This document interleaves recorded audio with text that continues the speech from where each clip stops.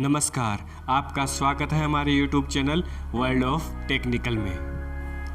मैं चंदन कुमार लेकर आया हूँ वेल्डर ट्रेड के लिए क्वेश्चन आंसर की 2020 सीरीज़, जो आपको ITI और सभी प्रकार के कंपटीशन एग्ज़ाम जैसे railway, DRDO, ISRO, ordnance, ONGC, shipyard, dockyard जैसे सभी टेक्निकल कंपटीशन एग्ज़ाम में आपकी हेल्प करेंगे। तो आइए स्टार्ट करते हैं आज की हमारी पहली 2020 क्वेश्चन आंसर सीरीज़। पहला क्वेश्चन है हमारा, वेल्डिंग क्या है, परिभाषा दीजिए। इसका राइट आंसर है, वेल्डिंग वह विधि है जिसके द्वारा दो समान व असमान धातुओं को ताप देकर या बिना ताप के, दाब देकर या बिना दाब के, फिलर रोड के द्वारा या बिना फिलर रोड के जोड़ा जाए, उसे वेल्डिंग कहते हैं।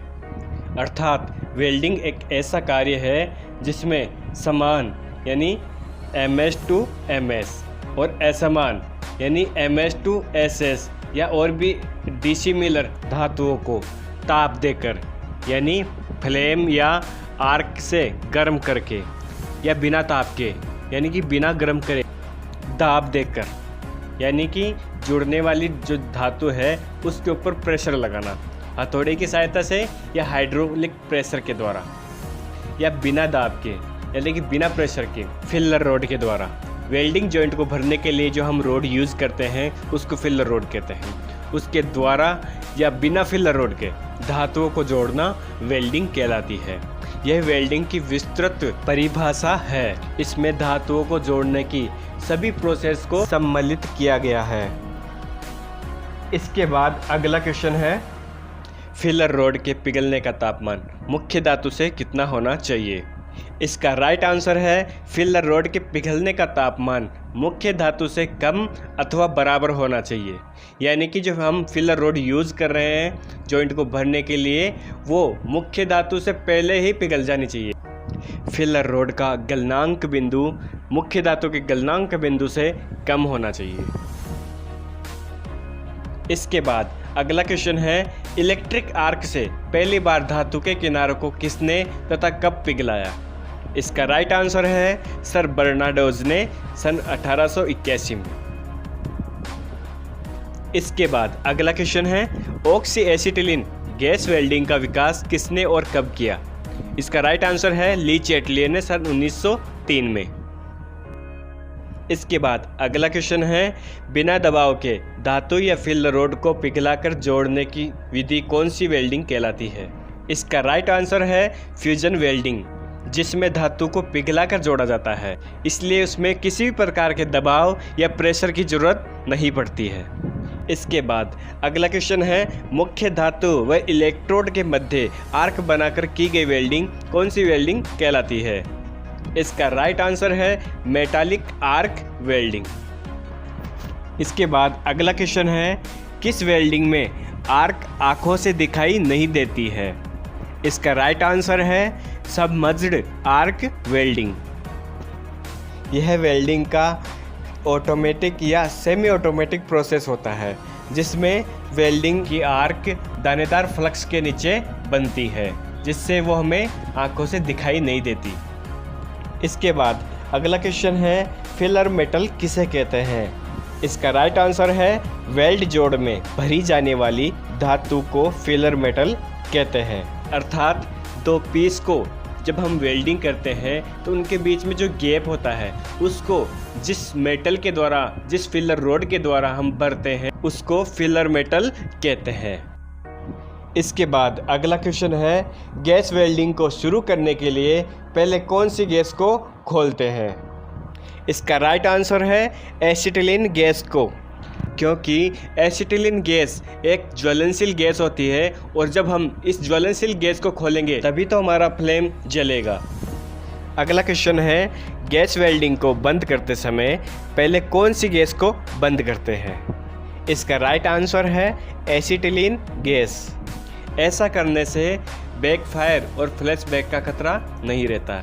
एसिटिलीन को बंद कर देने के बाद में ऑक्सीजन को कुछ सेकंड तक चलाए रखते हैं, जिससे फ्लेम को बुझाते समय जलती हुई चिंगारी अंदर प्रवेश करने से बच जाती है। इसके बाद अगला क्वेश्चन है, फ्लेम जलाने के लिए किस युक्ति यानी किस उपकरण का प्रयोग करते हैं? इसका राइट आंसर है स्पार्क लाइटर। कभी देखा है आपने? नहीं देखा तो अब देख लीजिए, ये होता है स्पार्क लाइटर। इसके बाद अगला क्वेश्चन है, वाल्व या सिलेंडर कैप को खोलने के लिए किस युक्ति का प्रयोग करते हैं? इसका राइट आंसर है स्पिनर का, यानी पाना। कभी भी सिलेंडर कैप या वाल्व को खोलते समय हथौड़ी, चीजल आदि ऐसी चीज़ों का प्रयोग नहीं करना चाहिए, इससे सिलेंडर वाल्व टूट सकता है। सही साइज के स्पिनर का प्रयोग ही करना चाहिए। अगला क्वेश्चन है, वेल्डिंग विधि से कैसी धातु जोड़ी जाती है? इसका राइट आंसर है समान व असमान धातु। जब हम MS को MS से जोड़ते हैं तो ये दोनों क्या हो गई? समान धातु हो गई। और जब हम MS से SS को जोड़ते हैं या SS को कॉपर से जोड़ते हैं तो ये दोनों असमान धातुएं हो गई। तो हम वेल्डिंग के द्वारा समान व असमान दोनों प्रकार की धातु जोड़ सकते हैं। इसके बाद अगला क्वेश्चन है, फ्रीजिंग किसे कहते हैं? इसका राइट आंसर है रॉड का जॉब से चिपक जाना। जब हम आर्क वेल्डिंग करते हैं तो कभी कभी हमारा इलेक्ट्रोड जॉब से चिपक जाता है, इसे फ्रीजिंग कहते हैं। इससे वेल्डिंग मशीन पर काफ़ी लोड पड़ता है। ऐसा होने पर तुरंत रोड को जॉब से अलग कर देना चाहिए, वरना मशीन ख़राब हो सकती है, हमारा ट्रांसफार्मर जल सकता है। इसके बाद अगला क्वेश्चन है, सिद्धांत रूप से वेल्डिंग कितने प्रकार की होती है तथा कौन कौन सी होती है? इसका राइट आंसर है सिद्धांत रूप से वेल्डिंग 2 प्रकार की होती है। पहला है फ्यूजन वेल्डिंग, जिसे नॉन प्रेशर वेल्डिंग भी कहते हैं, और दूसरा है नॉन फ्यूजन वेल्डिंग, जिसे रेजिस्टेंस वेल्डिंग भी कहते हैं, प्रेशर वेल्डिंग भी कहते हैं और प्लास्टिक वेल्डिंग भी कहते हैं। फ्यूजन वेल्डिंग में जॉब को पिघलाकर जोड़ा जाता है और नॉन फ्यूजन वेल्डिंग में जॉब को बिना पिघलाए इलेक्ट्रिक रेजिस्टेंस या धातु पर चोट मारकर जॉइंट लगाया जाता है। इसके बाद अगला क्वेश्चन है, प्राकृतिक ज्वलनशील गैस में मुख्य गैस कौन सी होती है? इसका राइट आंसर है मीथेन।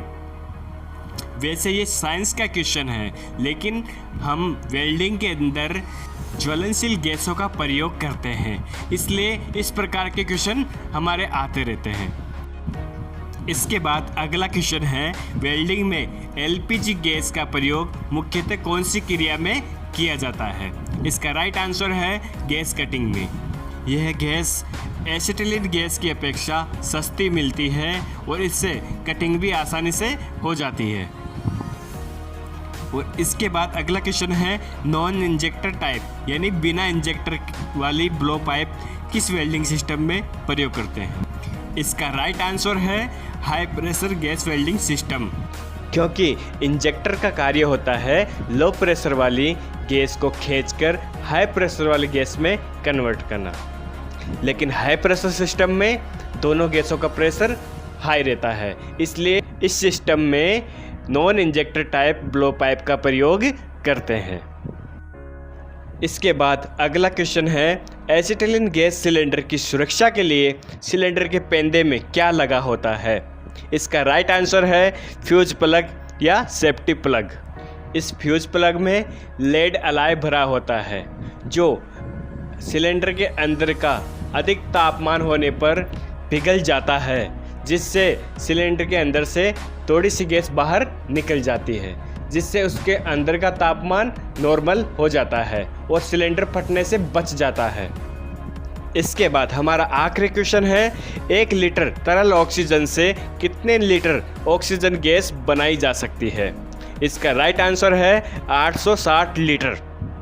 ये सभी क्वेश्चन आंसर मोस्ट इम्पोर्टेंट है, इनको आप अपनी नोटबुक में उतार सकते हैं, जो आपको हमेशा हेल्प करेंगे। अगर आपको हमारा वीडियो अच्छा लगा तो चैनल को सब्सक्राइब करें, लाइक करें और अपने दोस्तों के साथ शेयर करें, और हाँ, बेल आइकन को प्रेस करना ना भूलें, ताकि हमारी अगली 2020 सीरीज़ जब भी आएगी तो तुरंत आपके पास पहुंचेगी। तो मिलते हैं वेल्डर थ्योरी की मोस्ट इम्पोर्टेंट 2020 क्वेश्चन सीरीज़ के साथ। Thank you so much.